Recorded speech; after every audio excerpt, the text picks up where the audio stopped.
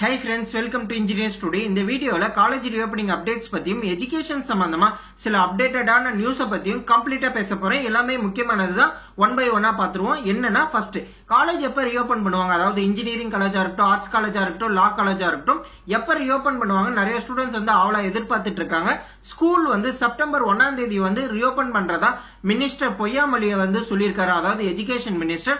ஆனா college reopen பண்றத பத்தி ஹையர் எஜுகேஷன் மினிஸ்டர் இது வரைக்கும் எதுவும் சொல்லல. இப்படி இருக்கும்போது காலேஜ் ஸ்டூடெண்ட்ஸுக்கெல்லாம் வந்து ஒரு எண்ணம் இருக்கும், அதாவது எப்பதான் காலேஜ் ரீஓபன் பண்ணுவாங்க, ரீஓபனே பண்ண மாட்டாங்களா, வீட்டுல வேற வேலை சொல்லிட்டே இருக்காங்க, நான் எப்ப என்னோட பழைய ஃப்ரெண்ட்ஸ் எல்லாம் பார்ப்பேன், எனக்கு வேலை கிடைக்காம போயிருமோ அப்படின்னு நிறைய எண்ணங்கள் எல்லாம் ஸ்டூடெண்ட்ஸ் மத்தியில இருக்கும். அப்படி இருந்துச்சுன்னா ஸ்டூடெண்ட்ஸ் யாரும் பயப்படாதீங்க. ஃபர்ஸ்ட் விஷயம் என்னன்னா, இப்ப ஆன்லைன்ல கிளாஸஸ் எல்லாம் கண்டக்ட் பண்ணாங்கன்னா மேக்ஸிமம் வந்து நெக்ஸ்ட் செமஸ்டர் ஆன்லைன்ல தான் எக்ஸாம் கண்டக்ட் பண்ணுவாங்க. மேபி வந்து அது ஓபன் புக் எக்ஸாமா கூட இருக்கலாம். அதே மாதிரி யூஜி முடிச்ச ஸ்டூடெண்ட்ஸ் வந்து பிஜி வந்து இமீடியட்டா அப்ளை பண்ணிருங்க. ஏன்னா எம்பிஏ, எம்சிஏ, எம்இ இது மாதிரி படிக்கணும்னு ஆசைப்பட்டிருந்தீங்கன்னா இமீடியட்டா ஜாயின் பண்ணிருங்க பிஜி கோர்சஸ்ல. காரணம் என்னன்னா, இந்த செமஸ்டரும் ஆன்லைன்லயே கிளாஸஸ் வச்சு ஆன்லைன்லயே நீங்க எக்ஸாம் கண்டக்ட் பண்ணாங்கன்னா ஃபர்ஸ்ட் செமஸ்டர் நீங்க வந்து கிளியர் பண்ணிடலாம். செகண்ட் செமஸ்டர் மேக்ஸிமம் வந்து சப்ஜெக்ட் எல்லாம் கம்மியா இருக்கும். சோ நீங்க பிஜியும் வந்து ஈஸியா கம்ப்ளீட் பண்ணிடலாம் ஃபைனல் இயர் படிக்கிற ஸ்டூடெண்ட்ஸ். அதே மாதிரி இன்டர்மீடியட் ஸ்டூடெண்ட்ஸ்க்கு பாத்தீங்கன்னா உங்களுக்கு வந்து இந்த டைம்ல, அதாவது செகண்ட் இயர் தேர்ட் இயர்ல தான் கஷ்டமான சப்ஜெக்ட் இருக்கும், அதாவது ப்ராப்ளமேட்டிக் சப்ஜெக்ட் அதிகமா இருக்கும். நீங்களும் இந்த ஓபன் புக் எக்ஸாம் மூலம் கிளியர் பண்றதுக்கும் வாய்ப்பு இருக்கு. அதே மாதிரி ஜாப் ஆப்பர்ச்சுனிட்டி பாத்தீங்கன்னா எல்லா இதுலயும் வந்து ஓபனிங் வந்து நார்மலா தான் கொடுத்திருக்காங்க. ஒரே ஒரு ஆட்ல தான் வந்து அப்படி கொடுத்திருக்காங்களே தவிர எல்லா இதுலயும் பாத்தீங்கன்னா நார்மலா தான் இருக்கு. எல்லா செக்டரும் இப்ப டெவலப் ஆயிட்டு இருக்கு. குறிப்பா வந்து சாஃப்ட்வேர் செக்டர் கொஞ்சம் ஃபாஸ்டா டெவலப் ஆயிட்டு இருக்கு. சோ ஸ்டூடெண்ட்ஸ் எல்லாத்துக்குமே வந்து ஜாப் ஆப்பர்ச்சுனிட்டி கண்டிப்பா இருக்கு. சோ அதை பத்தியும் கவலைப்பட வேண்டாம்.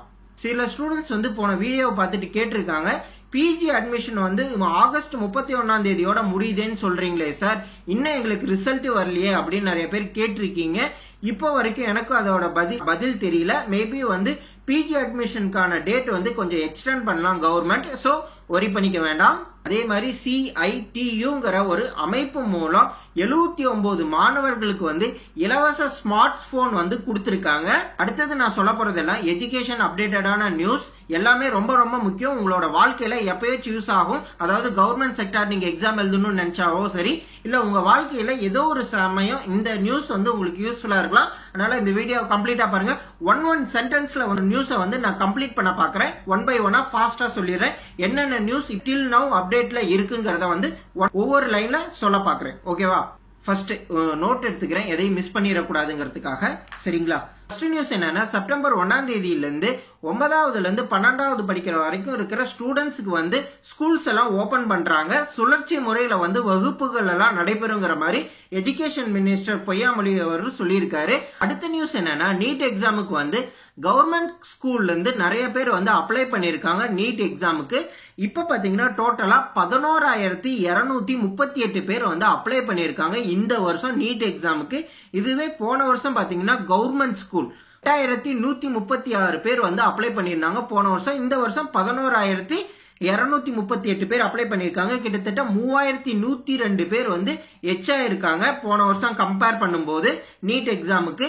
காரணம் என்னன்னா 7.5% வந்து இடஒதுக்கீடு கொடுத்திருக்காங்க கவர்மெண்ட் ஸ்கூல்ல படிக்கிற ஸ்டூடெண்ட்ஸ்க்கு.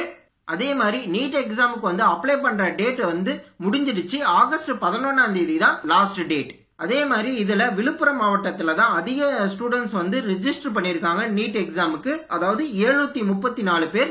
அதே மாதிரி கம்மியா பாத்தீங்கன்னா தமிழ்நாட்டுல கரூர் மாவட்டத்துல வந்து 102 பேர் வந்து ரெஜிஸ்டர் பண்ணிருக்காங்க நீட் எக்ஸாம் எழுதுறதுக்கு கவர்மெண்ட் ஸ்கூல்ல இருந்து. சத்துணவு மையத்தை மட்டும் திறக்க சொல்லி நிறைய பேரண்ட்ஸ் வந்து கோரிக்கை வச்சிருக்காங்க கவர்மெண்ட் கிட்ட, தமிழ்நாடு அரசு கிட்ட. அதே மாதிரி இன்ஜினியரிங், மெடிக்கல் இதெல்லாம் பாத்தீங்கன்னா கவர்மெண்ட் ஸ்கூல்ல வந்து இடஒதுக்கீடுன்னு ஒண்ணு கொடுத்திருக்காங்க, அதாவது 7.5%. அதனால இப்ப பாத்தீங்கன்னா குறிப்பா சென்னையில வந்து கவர்மெண்ட் ஸ்கூலோட அட்மிஷன் வந்து ஜாஸ்தியா இருக்கு. கவர்மெண்ட் வந்து ஃப்ரீயா புக்கும் சீருடைகள் எல்லாம் வந்து கவர்மெண்ட் ஸ்கூல்ல படிக்கிற ஸ்டூடெண்ட்ஸ்க்கு வந்து கொடுப்பாங்க. அதையும் இன்க்ரீஸ் பண்ண சொல்லி நம்ம எஜுகேஷன் மினிஸ்டர் பொய்யாமொழி வந்து சொல்லியிருக்காரு. அடுத்த நியூஸ் என்னன்னா, திருவண்ணாமலை மாவட்டத்துல வந்து ஒரு கவர்மெண்ட் டீச்சர் வந்து மேக்ஸ் எடுக்கிற கவர்மெண்ட் டீச்சர் வந்து ஸ்கூல்ல படிக்கிற ஸ்டூடெண்ட்ஸோட வீட்டுக்கே போய் மேக்ஸ் கிளாஸ் எடுத்திருக்காங்க. காரணம் என்னன்னா, ஆன்லைன்ல வந்து இங்கிலீஷ், தமிழ் இதெல்லாம் எடுத்துடலாம். ஆனா மேக்ஸ் வந்து நேர்ல போய் எடுத்தாதான் வந்து ஸ்டூடெண்ட்ஸ்க்கு புரியுங்கிறதுனால கவர்மெண்ட் ஸ்கூல் டீச்சர் வந்து நேர்லயே வந்து அவங்களோட மாணவர்களோட வீட்டிலே